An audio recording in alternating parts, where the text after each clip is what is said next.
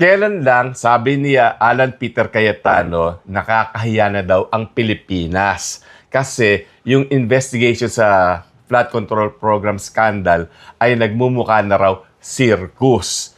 Alan Peter Cayetano, talagang sa iyo pa manggagaling yan. Eh di ba kayo dyan sa Senado yung magugulo? Well, anyway, circus baka mo?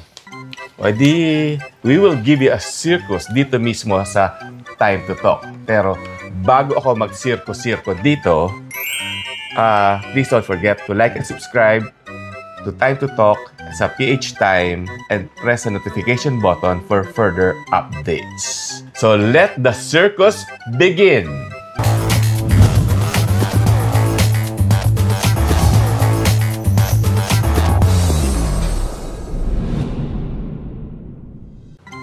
Every circus needs a clown.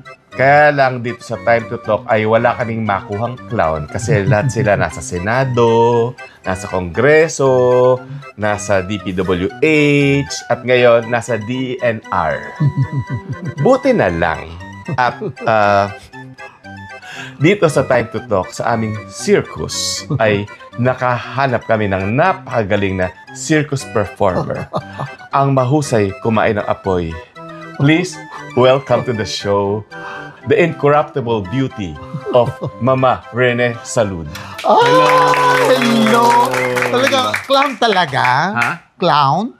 Hindi nga, sabi ko, sila yung clown. Sila. Ikaw yung incorruptible beauty. Oo. Ang incorruptible, dalawa ibig sabihin yan. Ano nga ba yung isa? Hindi. Yung negative. Hindi, yung ano to, hindi mako-corrupt. Oo. Yung hindi matitinag, may prinsipyo. Oo. Yung ganun. Okay. Yung isa naman, parang incorruptible beauty, parang yung kagandahang di naagnas. Ay, parang multo.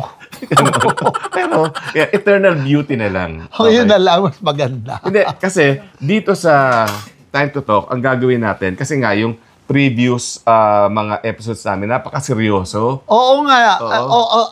Alam mo, no, nagtampo nga ako sa iyo. Sana isinama ako dito. Siguro makaka-contribute naman ako.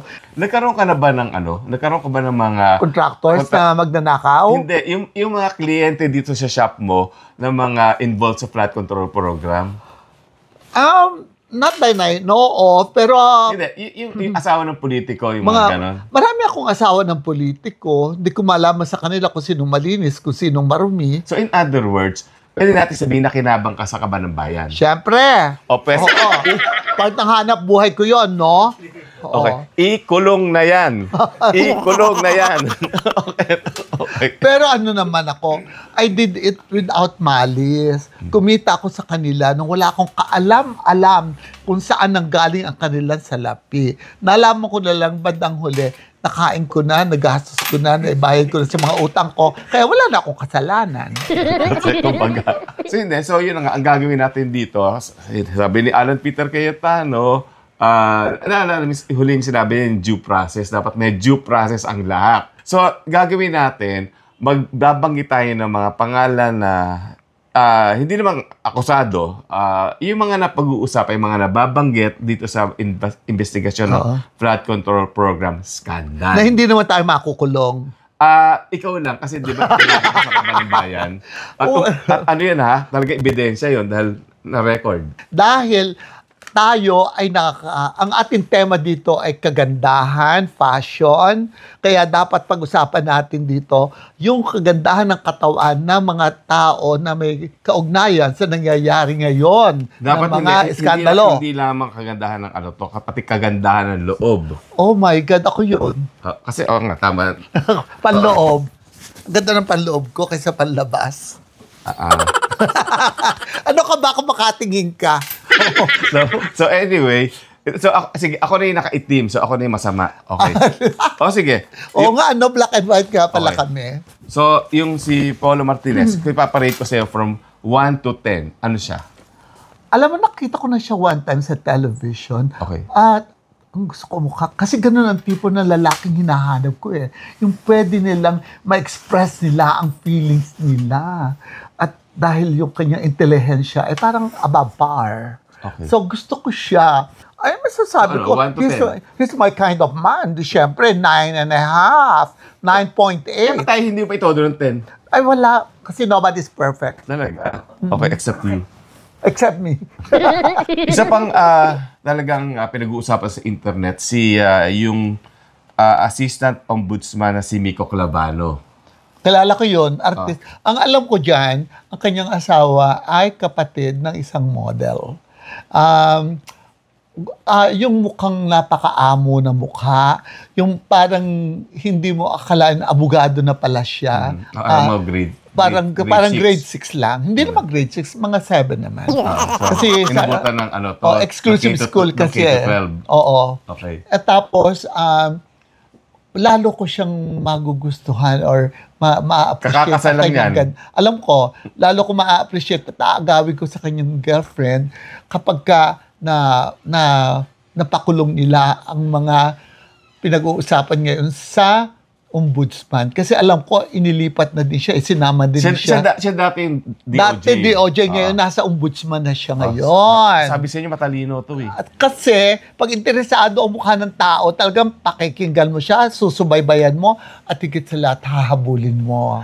In other words, kung mukhang takong yung tao, hindi ka makaka-interest. Depende sa sinasabi, kung kailangan siya ng bayan, kahit naka-wig siya, okay lang.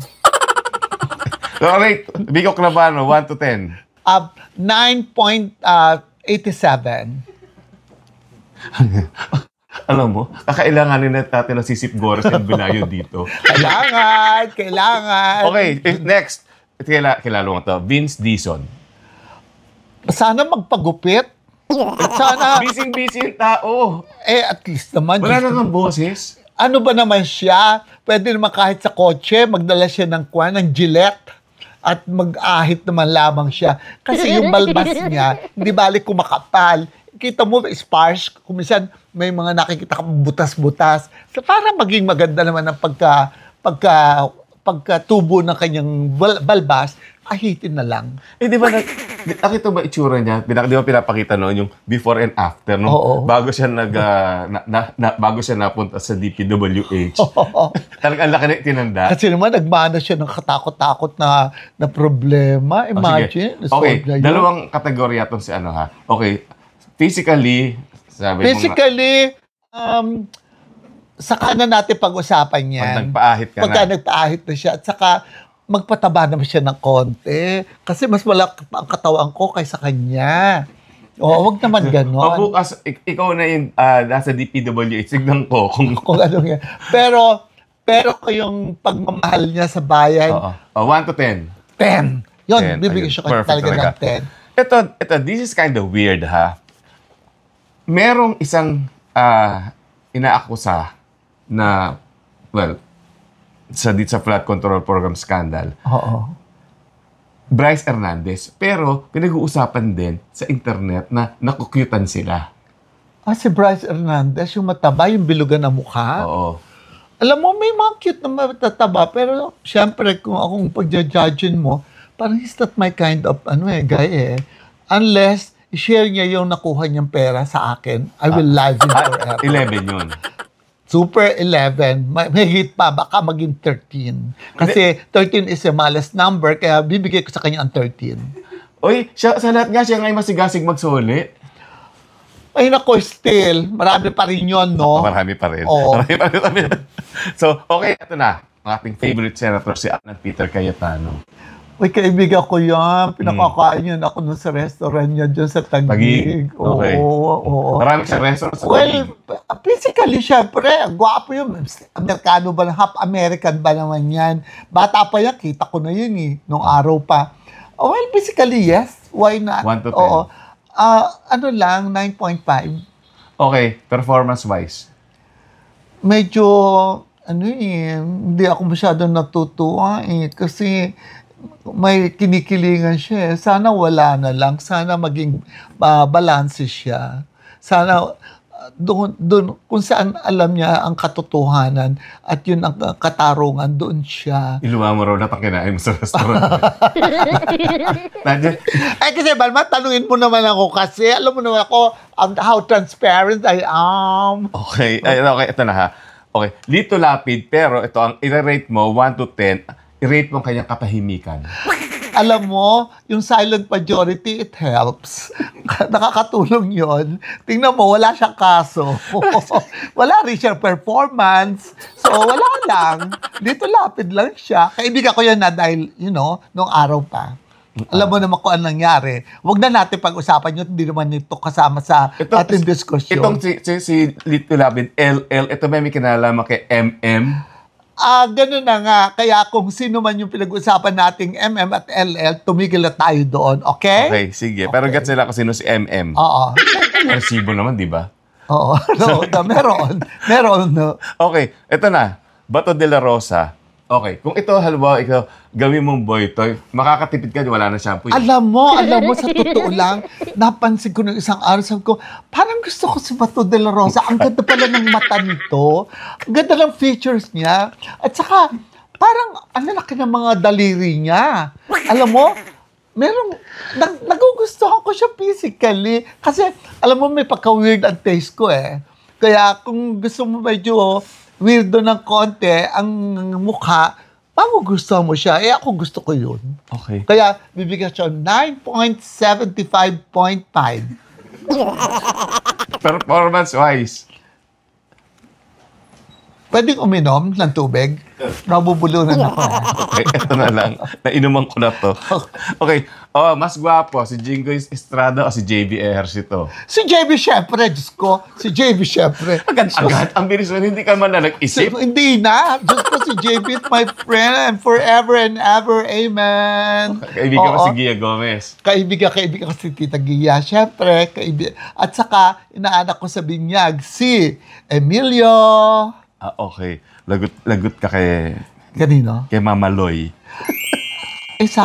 Parang hindi na nakakakilala ata nga si Mama Loy. Ang balita ko, ano siya ngayon? Bedridden ba? Or may sakit? Basta sa akin kasi mabait yun. Oo. Anyway, sige. Pinakagwapo sa mga Tulfo. Si Erwin, syempre. So, hindi... Si Erwin, we've been together sa ABS. You were together? In the show! Okay. In the morning show. Okay. At saka, si Erwin kasi tumutulong yan doon sa aming mga fundraising campaign ng kanyang kapatid. Yung mga fundraising campaign namin, ang mga beneficiary, mga pare at mga madre. Kaya siya talaga ang like ko, love ko, at kung ano pa. Siya ba yung may hawak nung Ayaw Isoling Milyones? Yung kay Wanda Tulfo, nung nasa tourism. Yung sa tourism? Oo. Alam mo, wala akong masyadong alam dyan eh. Kasi nga, kaibigan ko sila pero hanggang pagiging pagkaibigan. Pero tungkol dun sa disbursement ng pera sa Channel PTV4, wala akong alam tungkol doon kung ano nangyari talaga doon. Okay. Joel Villanueva, rate 1 to 10. Haba ng dila. Alam mo, actually, yun ang hinahanap ko sa lalaki, mahabang dila. Pero hindi yung dila ni Joel. Kasi lalo pag nag-a-utter siya by biblical passages, sabi ko, wag naman gamitin ang Bible sa mga,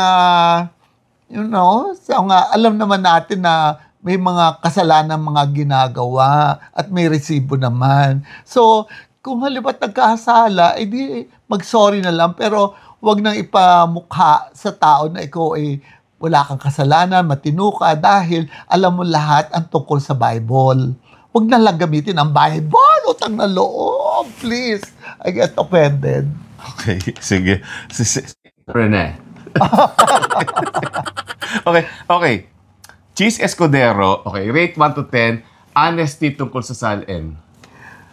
Alam mo, si Cheese, maganda magdamit. Hanggang doon lamang ang pagpuri ko sa kanya. Pero hindi ganun ang mukha ng gusto ko eh. Honestly. Nung araw kita ko ng si Cheese dahil yung unang asawa niya noon, client ko eh. Mm-hmm. Pero... Kaya ba naghiwalay? Kaya sila naghiwalay? Ano ka, ugdaya ko doon? Ano ka ba? Simpleng babae yun. Mabait pati yun. Type ko yun. Sino mas maganda? Yung first or second? Alam mo, pag-iisip, pwede matulog muna ako ng gabi, bukas tatawag ko sa iyo. Okay lang? Okay. Kiko Barsaga. Rate katinuan ng bills na finail niya. Oy, maayos yung mga bills niya ha. Number 1, meron siyang, gusto niya patanggal na yung VAT. Okay. Tapos, gusto Naku, niya... ayaw ni Recto noon. Di ba si Recto nagpa-VAT noon? Oo nga, pero ngayon pinapatanggal nga niya. Tapos gusto niya, pwede ng divorce para sa mga abused spouses. Maganda yun. Oh, yun na nga. Kaya nga. That's a good idea. Alam mo, bata pa yan si Kiko, kilala ko na yun eh. Dahil wala ka bang hindi kilala? Kasi ganito yun. Ang best friend ko, yung tiya niya si Helen. Siyempre, ang kapatid ni Helen, si Atty. Barsaga, nag-a-attorney pa siya noon, magkaibigan na kami, nagpupunta na ako sa kanila doon sa Dasmariñas. At si Jenny, yung mayor naman, ilang beses ko nang tinatahiran ng damit. Kaya kilala ko yung pamilya. Okay. So, wala akong masasabing masama kay Kiko at wala naman akong masasabing magaling kay Kiko. Yun lang. Matutuwa ba siya nun? Ina lang. Okay. Ping Lacson, 1 to 10. Alam mo, habang tumatanda siya, gumaganda siya. Ang nagiging magandang lalaki, dignified, lalo pag nagsasalita na may katuturan. Alam mo, parang sana ngayon siya kumandidato ng pagka-president, ng pagka-vice-presidente ngayon. Siya nga mismo naguguluhan sa Senado eh. Hindi. Di ba kumandidato siya na last time? Hindi siya nanalo. Pero kung siguro ngayon, yung itsura niya, yung kanyang performance, ngayon siya sumali, alam mo, wag yan. Tsaka siya yung mabango ngayon, di ba? Oo, siya, totoo. Kasi bango ng kanyang personality. Alam mo, pag nagsasalita siya, pag tinitingnan mo siya, parang nag-spray ng pabango sa bango. Okay. Si Bongo, low maintenance siya kasi doon na kumakain sa mga hepalane. Diba lagi siya post ngayon ng mga kumakain siya ng mga isaw. Napaubo ako dahil parang hindi ako makakapaniwala. Sa daming billions niya, kakain lang siya ng isaw, nagbibiro ka ba? Hindi, basta kung anong street food, balos. So, anong gustong ipahiwatig? Makamasa siya. Makamasa siya, wala siyang pera, ganon? Hindi naman siya sinabing wala siyang pera, pero ano siya, parang... Makapasa? Parang reachable. Ganon? Abot kamay. Parang, ganon? Oo. Huwag na lang, ayoko sagutin. Abot kamay sa bulsa mo. Wala ka pa ng bulsa. So, anyway. So, okay. Robin Padilla.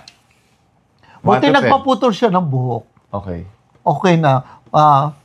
Okay na saan na kayo. Pero, bakit? Okay naman siya. Physically, okay. Pero, performance-wise. Nobody takes him seriously. Talaga? Ganun ang aking tingin sa kanila. Lahat ng nababasa ko, parang he's a laughing stock. Ang sabi nga niya, pinaka-recent sinabi niya na hindi naman daw talaga dapat itigil yung mining sa Sierra Madre. It's how we manage it. Ganon. Oo. So, he's into mining pa rin. Nagmimina ba siya? The way I look, hindi ko sinasabi into mining. He is pro-mining. Yun ang sabi niya na hindi naman pro-mining siya. Wag daw itigil yung mining, pero yung dapat daw okay, hindi raw problema ang mining, ang dapat daw yung sa management lang nung mining at saka yung management ng Sierra Madre. Ang dami naman niyang alam. Binoto eh. Finally, ito na lang, Slater Young. Ang gwapo, that's all. I thank you. Yan din ba? Sana dumaan siya sa masusing pag-uusisa sa Senado. Sana matanong siya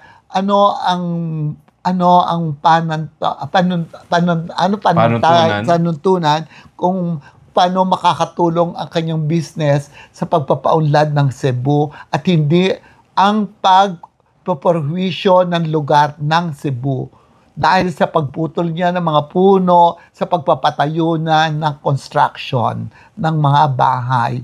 Siyempre, pag nagawa ka doon ng mga struktura, mga kalye, etc., masasacrifice yung mga ibang kahoy doon. Di ba alam naman natin na ang kahoy ay siyang tumutulong sa pagpapahinto ng Siya yung baha. sponge. Exactly. Oo. Oo. Ano ba yung Taga-sip-sip. Spongha. Oo. Oo. In other words, parang bading, taga-sip-sip. Ganon. Alam mo yung malabanan, ganun din yun. Okay. Ganon. Anyway, so with that, maraming salamat sa iyong mga words of wisdom na Wow. marami kaming natutunan So palagay mo sa'yo. kaya ang tao may natutunan sa sinabi ko? Oo naman. Kumbaga, diba, napakagandang farewell sa'yo kasi pagkatapos ito, sa binibid ka na mag-vlog. So, okay, maraming salamat sa inyong pagsama. I mean, maraming salamat, the incorruptible beauty. Okay. With that, maraming salamat again. Muli, tuloy ang laban against corruption dito sa Time to Talk sa PH Time.